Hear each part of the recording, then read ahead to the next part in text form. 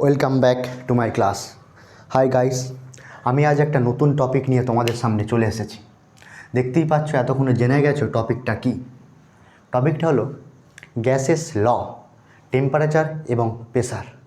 আজকে এই টপিকটা নিয়ে ডিসকাস করব।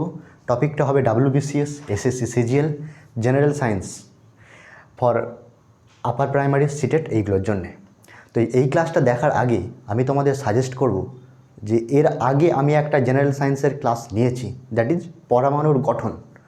সেই পরমাণুর গঠনে আমি ডিটেলস থিওরি পড়িয়েছি, ডিটেলস ডিসকাশন করেছি এবং তারপরে প্রিভিয়াস ইয়ারের WBCS-এর প্রিলিমস এবং মেন্সের কোশ্চেন আনসার করিয়েছি। এই ক্লাসটা করার আগে তুমি আগের ক্লাসটা পারলে দেখে নাও, তাহলে সুবিধা হবে। দেখো, আমি শুরু করছি গ্যাসেস ল। তো এই গ্যাসটা কী? দেখো, গ্যাসের থেকে কি পড়ব? প্রথমেই পড়ব গ্যাসীয় পদার্থের বৈশিষ্ট্য বা ফিচার। দেখো, এই বৈশিষ্ট্য থেকে ইউজুয়ালি দুটো কোশ্চেন, খুব রেপুটেড কোশ্চেন দুটো আসে। আমি পড়াতে পড়াতে কোশ্চেনগুলো মার্ক করে দেবো। দেখো, গ্যাসীয় পদার্থের প্রথম বৈশিষ্ট্য কি?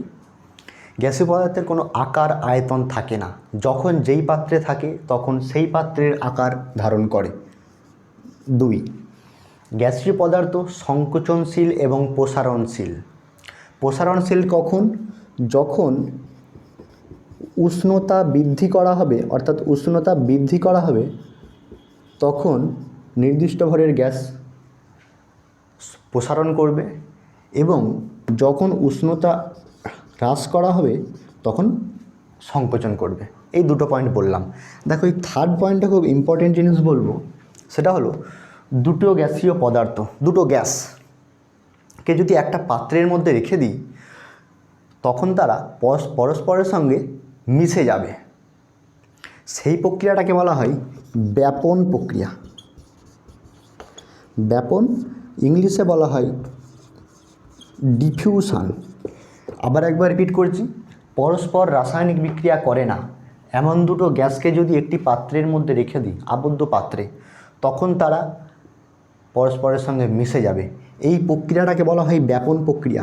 এই কোশ্চেনটা একবার প্রিলিমসে এসেছিল। আমি যখন প্রিলিমসের কোশ্চেন আনসার সিরিজ করাবো তখন আর এই ব্যাখ্যাটা করব না। ভালো করে দেখে নাও, এটা প্রিলিমসে এসেছিল। ব্যাপন প্রক্রিয়া বলে ডিফিউশন। অপশান ছিল যে দুটো গ্যাস পরস্পর মিশে যায় কোন প্রক্রিয়ায়, ব্যাপন। আরও অপশান থাকবে, ব্যাপন 1, 2, 3, 4, 4টে অপশান থাকবে, তার মধ্যে ব্যাপন অপশান চুজ করবে। গ্যাসীয় পদার্থের এই বৈশিষ্ট্য হলো। গ্যাসীয় পদার্থের বৈশিষ্ট্য থেকে দেখো আর কিচ্ছু নেই, আর তেমন তোমাদের আসবে না। এইবার আসবে গ্যাসের গতিতত্ত্ব। এই গ্যাসের গতিতত্ত্ব থেকেও দুটো কি তিনটে কোশ্চেন আসে। কি কি দেখো, আমি কোশ্চেনগুলো বলে দেবো। এই জিনিসটা তোমরা আগে ভালো করে দেখে নাও, এই ক্লাসটা বারংবার দেখবে। আর কোথায় থেকে পড়বে তোমরা এটা? দেখো, কম্পিটিটিভ এক্সামে ইউজুয়ালি কোশ্চেনের স্ট্যান্ডার্ড হয় 10th স্ট্যান্ডার্ড বা কখনো 12 স্ট্যান্ডার্ড। তো তোমরা 12-এর ভৌতবিজ্ঞান এবং 11-এর গ্যাসের একটা চ্যাপ্টার আছে ক্লাস 11-এ, সেই 11-এর গ্যাসের চ্যাপ্টারটা তোমরা দেখবে। মেনলি ক্লাস 10 এবং 11 এই দুটো ক্লাসে দেখবে গ্যাস আছে। আমি সেখানটায় অনেকটা ফলো করেছি, তোমরা দেখে নেবে। দেখো, গ্যাসের গতিতত্ত্ব কি বলবে? গ্যাসের অণুগুলি নিরেট গোলাকার, 1 হলো। 2 কি? গ্যাসের অণুগুলো পরস্পরের সঙ্গে এবং পাত্রের দেয়ালের সঙ্গে অনবরত পূর্ণ স্থিতিস্থাপক সংঘর্ষে লিপ্ত হয়। খুব ইম্পর্টেন্ট কোশ্চেন পড়বে এইভাবে যে গ্যাসের দেয়ালের সঙ্গে গ্যাস যে ধাক্কা দেয় সেটা স্থিতিস্থাপক অথবা স্থিতিস্থাপক নয়, এরকম 2, 3, 4টে অপশান দেবে, তোমরা লিখবে স্থিতিস্থাপক। এই স্থিতিস্থাপক জিনিসটা কি? অনেক সময় তোমরা জিনিসটা মুখস্থ করে নাও কিন্তু বুঝতে পারো না যে স্থিতিস্থাপক বিষয়টা কি। স্থিতিস্থাপক বিষয়টা হলো কোনো একটা দেয়ালে গ্যাস অণু হিট করলো, ঠিক যেই ভরবেগ নিয়ে দেয়ালে হিট করলো, যদি সেই ভরবেগ নিয়ে গ্যাস অণুটা আবার ফিরে আসে তখন তাকে বলা হবে স্থিতিস্থাপক। হলো 3। দেখো, এই কোশ্চেনটা ইম্পর্টেন্ট খুব। আর একটা কোশ্চেন, গ্যাসের গতিশক্তি ডিপেন্ড করে তার পরম উষ্ণতার সঙ্গে। গ্যাসের গতিশক্তি ডিপেন্ড করে তার পরম উষ্ণতার সঙ্গে। পেনটা চেঞ্জ করি। দেখো এই কোশ্চেনটা কিন্তু একবার প্রিলিমসে এসেছিলো যে গ্যাসের স্থিতি গতিশক্তি কিসের উপর ডিপেন্ড করে, তার পরম উষ্ণতার সঙ্গে। এই দুটো কোশ্চেন খুব ইম্পর্ট্যান্ট। ফোরে কি বলবে, দেখো ফোরে একটা পয়েন্ট আছে, দুটো গ্যাসীয় অণু পরস্পরের সঙ্গে সংঘর্ষের পর সরলরেখা বরাবর যে দূরত্ব অতিক্রম করে তাকে বলা হয় মুক্ত পথ। খুব ইম্পর্ট্যান্ট কোশ্চেন, মুক্ত পথ বা মিন ফ্রি পাথ। খুব ইম্পর্ট্যান্ট কোশ্চেন এইভাবে দেবে যে দুটো গ্যাসীয় অণু মুক্ত পথ কাকে বলে। কোশ্চেন দেবে মুক্ত পথ কী দিয়ে অপশান 1, 2, 3 অপশান দেবে, তার মধ্যে একটা অপশান থাকবে দুটি সংঘর্ষের মাঝে দুটো গ্যাসীয় অণু সরলরেখা বরাবর যে দূরত্ব অতিক্রম করে তাকে বলা হবে মুক্ত পথ। এই হলো। আর 5 দেবে যে গ্যাসীয় পদার্থের অণুগুলো নিউটনের সূত্র মেনে চলে। তোমাদের কোশ্চেনটা এইভাবে দেবে যে গ্যাসীয় পদার্থের অণুগুলি কি নিউটনের সূত্র মেনে চলে, বা হ্যাঁ কি না, ইয়েস অথবা দেবে গ্যাসীয় পদার্থের অণুগুলো কোন সূত্র মেনে চলে, তার মধ্যে একটা অপশান থাকবে নিউটনের গতিসূত্র। আশা করি এটা বুঝতে পারলে গ্যাসের গতিতত্ত্ব এবং গ্যাসের বৈশিষ্ট্য। এখান থেকে দুটো কোশ্চেন আসবে, 3টে কোশ্চেন। সোর্স বলে দিয়েছি। দেখো আমি প্রত্যেকটা ক্লাস নেওয়ার আগে নিজে অনেক পরিশ্রম করি, ভাবতে পারবে না আমি কতটা সেলফ স্টাডি করার পরই একটা ক্লাস তোমাদের প্রোভাইড করি। গ্যাস পড়ানোর আগে আমি প্রিভিয়াস ইয়ারের কোশ্চেনগুলো দেখেছি, সমস্ত কোশ্চেন এখান থেকে যা যা আসার কথা, যা যা আসে ইউজুয়ালি, সেইগুলো আমি সবই বলে দিলাম। আর একটা জিনিস দেখো বলে দিই, যে অনেকে বলছো যে আমি এর আগে হিস্ট্রি ক্লাস পড়িয়েছি মুঘল ডাইনাস্টি, সেখানে তোমরা বলছো আগে হিস্ট্রিটা শেষ করো তারপরে কেমিস্ট্রি শেষ করো। আমার অনেক বন্ধুরা বলছে, তাদের উদ্দেশ্যে আমি বলবো দেখো সামনে এপ্রিল মাসে প্রিলিমস আছে, তাই প্রিলিমসে যেই টপিকগুলোর উপরে ওয়েটেজ বেশি থাকে মার্কসের, আমি সেই টপিকগুলো তোমাদের আগে প্রিলিমসের আগে করিয়ে দিচ্ছি। প্রিলিমস হয়ে যাওয়ার পরে আমি সিরিয়াল অনুযায়ী সমস্ত টপিক পড়াবো। আর কেমিস্ট্রিটা আমি খুব তাড়াতাড়ি শুরু করলাম, কারণ আমি নিজে কেমিস্ট্রির ছাত্র, আমি 6 বছরেই কেমিস্ট্রিতে আছি। যাকগে, এবারে দেখো আমরা আসছি গ্যাসের চাপ। গ্যাসের চাপ কি? গ্যাসের চাপ হলো একটা আবদ্ধ পাত্রের মধ্যে যদি গ্যাস রাখি, সেই পাত্রের দেয়ালে প্রতি একক ক্ষেত্রফলের মধ্যে গ্যাস যে পরিমাণ চাপ প্রয়োগ করে তাকে বলা হয় গ্যাসের চাপ। তো এই গ্যাসের চাপ থেকে কোশ্চেন কি আসবে, দেখো কোশ্চেন আসবে, প্রথমেই আসবে চাপের একক কি। একক দুটো হয়, একটা হলো সিজিএস আর একটা হলো এসআই। তো সিজিএসে গ্যাসের চাপের একক কি, ডাইন পার সেমি স্কোয়ার। এসআইতে গ্যাসের চাপের একক কি, নিউটন পার মিটার স্কোয়ার। খুব ইম্পর্টেন্ট কোশ্চেন, গ্যাসের চাপ থেকে যদি একটা কোশ্চেন আসবে, সেই কোশ্চেনটা আসবে এটা, গ্যাসের চাপ থেকে যদি একটা কোশ্চেন আসে তাহলে কোশ্চেন আসবে যে গ্যাসের চাপের একক কি, dyne per semi square, newton per metre square. তারপরে আসবে প্রমাণ চাপের মান কত। প্রমাণ চাপের দুটো মান হবে। প্রমাণ চাপের মান দেখো দুটো, একটা হলো সিজিএস, একটা হলো এসআই। সিজিএসে প্রমাণ চাপের মান কত, 1.013 × 10⁶ ডাইন সেমি স্কোয়ার। দেখো সিজিএসে ডাইন সেমি স্কোয়ার, আর এসআইতে কত হবে, এসআইতে প্রমাণ চাপের মান হবে 1.013 × 10⁵ নিউটন পার মিটার স্কোয়ার।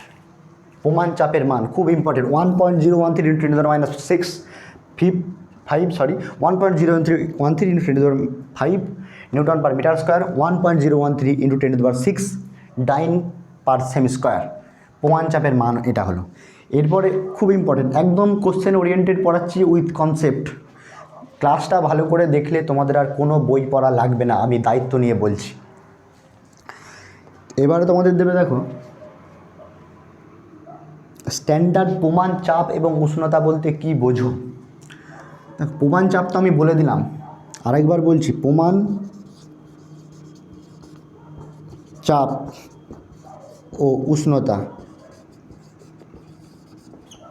খুব তাড়াতাড়ি লিখতে গিয়ে হাতের লেখাটা খারাপ হচ্ছে, সংক্ষেপে বলা হবে standard pressure and time temperature, standard pressure and temperature, সংক্ষেপে বলা হয় এসটিপি। তাহলে প্রমাণ চাপটা কত, কীভাবে মেজার করা হয়? দেখো 0 ডিগ্রি সেন্টিগ্রেড উষ্ণতায় 45 ডিগ্রি সমুদ্রপৃষ্ঠে থেকে 76 সেমি উঁচু পারদস্তম্ভের চাপকে বলা হয় প্রমাণ চাপ। আরেকবার বলে দিই, 0 ডিগ্রি সেন্টিগ্রেড উষ্ণতায় সমুদ্রপৃষ্ঠ থেকে 45 ডিগ্রি অক্ষাংশে 76 সেমি পারদস্তম্ভের চাপকে বলা হয় প্রমাণ চাপ। 0 ডিগ্রি সেন্টিগ্রেড উষ্ণতায় 45 ডিগ্রি অক্ষাংশে সমুদ্রপৃষ্ঠ থেকে 76 সেমি উঁচু পারদস্তম্ভের চাপকে বলা হয় প্রমাণ চাপ। উষ্ণতা কত, প্রমাণ উষ্ণতার মান কত? 0 ডিগ্রি সেন্টিগ্রেড।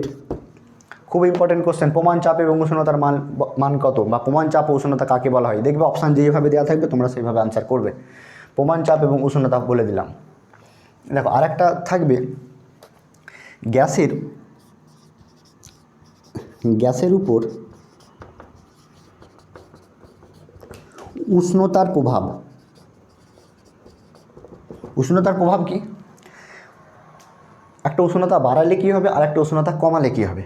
তাহলে কীভাবে বলবে দেখো, নির্দিষ্ট কোনো ভরের গ্যাস তার চাপটা স্থির রেখে যদি উষ্ণতা বাড়ায়, গ্যাসের আয়তন বাড়বে, অর্থাৎ ঘনত্ব কমবে, ভলিউম বাড়বে, ভি ফর ভলিউম, আর ডি ফর ঘনত্ব কমবে যদি উষ্ণতাটা বাড়ায়। যদি উষ্ণতা কমায়, দেখো উষ্ণতা একটা আবদ্ধ পাত্রে রেখেছি, দেখো যদি উষ্ণতা কমায় তাহলে ভলিউমটা কমবে এবং ঘনত্ব তখন বেড়ে যাবে। কেন ঘনত্ব বাড়বে? কারণ D equal to M by V, V কমে যাচ্ছে অর্থাৎ ডি বেড়ে যাবে। গ্যাসেরগুলো বললাম। এর পরের টপিকে আমরা আসছি, দেখো মেন যে দুটো সূত্র আছে, 3টে সূত্র আছে গ্যাসের যে সূত্রগুলো আছে সেই সূত্রগুলো এবারে পড়াবো। স্লাইডগুলো তোমরা লিখে নেবে, কোনো বই না পড়লেও হবে, বই পড়লে ভালো, না পড়লেও অসুবিধে নেই, ক্লাসগুলো বারংবার দেখবে আর আমার নোটগুলো লিখে নেবে। দেখো সূত্রের মধ্যে আছে, আমরা আসছে বয়েলস ল। পেন দুটো আমার খুব ডিস্টার্ব করছে। বাংলায় লিখছি, দেখো বয়েলের সূত্র। তো দেখো এই বয়েলের সূত্রটা কি? বয়েলের সূত্র বলছে, সূত্রটা একটু শর্ট ফর্মে মনে রাখবে। সূত্রটা হলো ভি প্রপোর্শনাল টু 1/p, অর্থাৎ ভি যদি বাড়ে, দেখো ভি বাড়বে যদি পি কমায়। আবার বলছি, দেখো সাপোজ আমি ধরো একটা আবদ্ধ পাত্র, একটা আবদ্ধ পাত্র তোমরা কল্পনা করো, এই পাত্রের মধ্যে আমি যদি চাপটা বাড়াই, অর্থাৎ চাপ দিচ্ছি, তখন কি হবে? ভলিউমটা কমে যাবে। আর যদি চাপটা কমিয়ে নিই, অর্থাৎ ফ্রিভাবে এক্সপানশান হতে দিই, তখন ভলিউমটা বেড়ে যাবে। অর্থাৎ চাপ যদি আমি কমাই তাহলে ভলিউম বেড়ে যাবে, চাপ যদি আমি বাড়াই তাহলে ভলিউম কমে যাবে। এই হলো বয়েলের সূত্র। দেখো বয়েলের সূত্রের অনেক সময় গাণিতিক রূপ চাই, আমি আরেকবার লিখে নিচ্ছি, ভি প্রপোর্শনাল টু 1/p, যখন মাস অ্যান্ড টেম্পারেচার ফিক্সড। এখান থেকে আরেকটা কোশ্চেন আসবে, বয়েল সূত্রের ধ্রুবক রাশি কি? ভর এবং টেম্পারেচার। এই প্রপোর্শনাল চিহ্নটা আমাকে যদি তুলতে হয় তাহলে আমাকে একটা কনস্ট্যান্ট দিতে হবে, কে ইজ এ কনস্ট্যান্ট, অর্থাৎ পিভি ইকুয়াল টু কে। এই হলো বয়েল সূত্রের গাণিতিক রূপ। তোমাদের ডাইরেক্ট কোশ্চেন দেবে যে কোনটি বয়েল সূত্রের গাণিতিক রূপ বা নিচের কোনটি বয়েল সূত্র পিভি ইকুয়াল টু কে, এটা দেবে, বা দেবে কোনটা বয়েল সূত্র, নিচে অপশান দেওয়া থাকবে এইটা একটা ভি প্রপোর্শনাল টু 1/p, আরও অনেক অপশান দেওয়া থাকবে, তখন তোমরা এই অপশানটা ক্লিক করবে। এইবারে বয়েল সূত্র থেকে একটা লেখচিত্র আসে। দেখো লেখচিত্রটা আমি আঁকছি এইভাবে, এই অ্যাক্সিস বরাবর ভি, পেনটা চেঞ্জ করি, আর এই অ্যাক্সিস বরাবর পি। আচ্ছা, এখান থেকে তোমরা কি জেনেছো? যদি পিটা বেড়ে যায় তাহলে ভিটা কমে যাবে, আর পিটা যদি কমে যায় তাহলে ভিটা বেড়ে যাবে। দেখো এটা হলো বয়েল সূত্রের লেখচিত্র। তোমাদের কোশ্চেনটা এইভাবে দেবে, অনেকগুলো গ্রাফ দিয়ে দেবে পরীক্ষায়, এটা মেন্স লেভেলের কোশ্চেন। পরীক্ষায় অনেকগুলো গ্রাফ দিয়ে দেবে, দিয়ে দেওয়ার পরে বলবে নিচের কোনটি বয়েল সূত্রের লেখচিত্র, এটা মনে রাখবে। দেখো আমি একটু প্রুভ করে দিচ্ছি। তুমি সাপোজ ধরো এই পয়েন্টটা নাও, তাহলে এই পয়েন্টটা রেসপেক্টে পিটা কত, এই পয়েন্টে পি, আর ভিটা কত, এই পয়েন্টে ভি। এইবার আমি চাপটা একটু বাড়াচ্ছি, চাপ বাড়াচ্ছি মানে তুমি সাপোজ ধরো এই পয়েন্টটা কনসিডার করো, তাহলে এই পয়েন্টটা দেখো চাপটা একটু যাহা বাড়িয়েছি, এরপরে দেখো এই ভিটা কমে গেছে। দেখো এই দুটো, দেখো এখানে এ একটা প্রেসার, এ একটা প্রেসার, এখানে চাপটা বেশি, চাপটা বাড়িয়েছি যখন, তখন এর রিলেটেড দেখো ভিটা কমে গেছে। আর এই পয়েন্টটা দেখো চাপটা একটু কমেছে, কমার ফলে দেখো ভিটা বেড়ে গেছে। এই হলো বয়েল সূত্র। এখান থেকে আর একটা কোশ্চেন দেবে, এটা খুব হাই লেভেলের, একটু হাই লেভেলের কোশ্চেন মেন্সে দেবে, আমি এটা রাখলাম। একটা হলো ঠিক এই রকমই, আর একটা হলো এইরকম, আর একটা হলো এই দিয়ে, এখানে দেওয়া থাকবে T1, T2 এবং T3, তিনটে টেম্পারেচার। বলবে এই তিনটে টেম্পারেচারের কোন টেম্পারেচারটা সব থেকে বেশি, টেম্পারেচারের অর্ডারে সাজাও, T3 greater than T2 greater than T1। কারণ এই উপরে দেখো এই পয়েন্টে একই পয়েন্ট তুমি যদি প্রেসার ধরো, দেখো এই প্রেসারের পয়েন্টে এখানে একটা ভলিউম, এই ভলিউমটা এই কার্ভটার জন্য এখানে একটা ভলিউম, এটার জন্য এখানে একটা ভলিউম। দেখো চাপ যদি একই থাকি তাহলে টেম্পারেচার যদি বাড়াই, অর্থাৎ T3 টেম্পারেচারটা সব থেকে বেশি আমরা ধরে নিয়েছি, অর্থাৎ T3 জন্য দেখো ভলিউমটা সব থেকে বেশি। আমি স্টার্টিংয়েই বলে দিয়েছিলাম যে গ্যাসের যদি টেম্পারেচার বাড়ানো হয় তাহলে তার ভলিউমটা বেড়ে যাবে, অর্থাৎ প্রসারণ হবে। দেখো এখানে তার প্রুফ আছে।